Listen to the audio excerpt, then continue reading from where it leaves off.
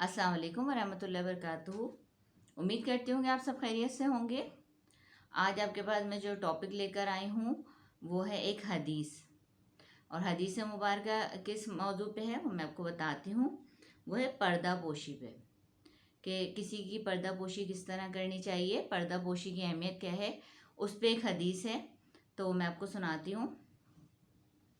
हदीस है, वक़ाल नबी सल्लल्लाहु अलैहि वसल्लम मन सतरा मुस्लिमन सतरहुल्लाहु यौमल क़ियामा।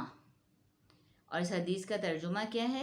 वो है, जिस किसी ने पर्दा पोशी की किसी मुसलमान की, तो अल्लाह ताला क़यामत के दिन उस बंदे की पर्दा पोशी फरमाएंगे। इसका क्या मतलब हुआ? थोड़ी सी हम इसकी तशरीह में अगर जाएं तो क्या मतलब हुआ कि आप सल्लल्लाहु अलैहि वसल्लम ने फरमाया कि दूसरों के ऐबों को मत देखा करो, और अगर तुम्हें दूसरों के ऐब दिख जाएं, तुम्हें पता चल जाए, तो उन पे पर्दा डाल दिया करो।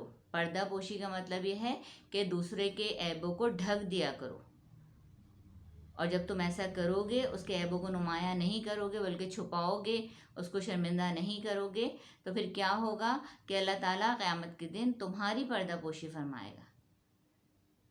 क्योंकि देखिए, हर शख्स में अच्छाइयाँ बुराइयाँ होती हैं, गुनाह भी कर लेता है इंसान, और बहुत सारे ऐसे ऐब होते हैं जो हर बंदा ही चाहता है कि मेरे ऐब दूसरों को पता ना चले, मेरी बेइज्जती ना हो, मेरी बदनामी ना हो। तो हर बंदा अपने लिए तो ये चाहता है कि मेरे ऐब जो हैं वो छुपे रहें, और उसको कोई जो है, किसी को पता भी चल जाए तो कोई आगे किसी को बयान ना करे, पर्दा पोशी करे मेरी। तो इसी तरह हमें भी चाहिए कि हम भी दूसरों की पर्दा पोशी करें और दूसरों के ऐबों को ढकें। अगर किसी को की इस्लाह करनी है तो इस्लाह ज़रूर कीजिए, और इस्लाह अकेले में की जाती है, महफिल में बैठ के नहीं की जाती। उस बंदे की अकेले में इस्लाह कीजिए, उसे समझाइए, उसके जो गुनाह हैं, जो ऐब हैं वो उसे बताइए, ताकि वो उसको दूर करने की कोशिश करे, अगर आप उसके हमदर्द हैं तो। लेकिन आप ये ना करें कि उसके ऐब, उसके गुनाह, उसकी बुराइयां जो हैं लोगों के आगे बयान करें, और उसकी जो है ऐब जोई करें, उसका पर्दा ना रखें कि उसकी बेइज्जती हो और वो शख्स बुरा माने इन चीज़ों को सुन के। तो हमारे नबी सल्लल्लाहु अलैहि वसल्लम ने क्या फरमाया कि लोगों के ऐबों की पर्दा पोशी किया करो, उनके ऐबों को ढका करो, उनके ऐबों को छुपाया करो, तो अल्लाह ताला क़यामत के दिन तुम्हारे ऐबों को ढकेगा, तुम्हारे ऐबों को छुपाएगा।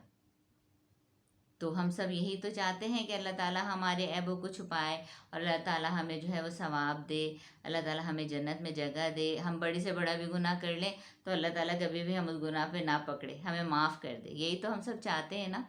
तो फिर हम जो अपने लिए चाहते हैं वही अपने मुसलमान भाई के लिए भी हमें चाहना चाहिए। तो इसलिए दूसरों के ऐबों की टो में नहीं लगना चाहिए, और अगर आपको ऐब कोई पता चल ही गया है किसी का, तो उसकी पर्दापोशी करें, दूसरों को ना बताएं, और अगर उसकी इस्लाह करनी है तो अकेले में उस बंदे की इस्लाह करें कि आपका मुसलमान भाई है, शायद आपकी बात उसकी समझ में आ जाए। और अगर आप ये नहीं कर सकते तो भी आप उसके ऐबों को नुमाया ना करें और दूसरों को ना बताएं। तो ये चीज़ भी रमज़ान में बहुत ज़रूरी है कि अपनी ज़बान को रोकें और दूसरे के ऐबों को ढकें, तो अल्लाह ताला हमारे ऐबों को ढकेगा, और अल्लाह ताला हमें इसका बहुत अजर व सवाब देगा। तो अब मुझे इजाज़त दीजिए। अल्लाह आपका हामी व नासिर हो। अल्लाह हाफ़िज़।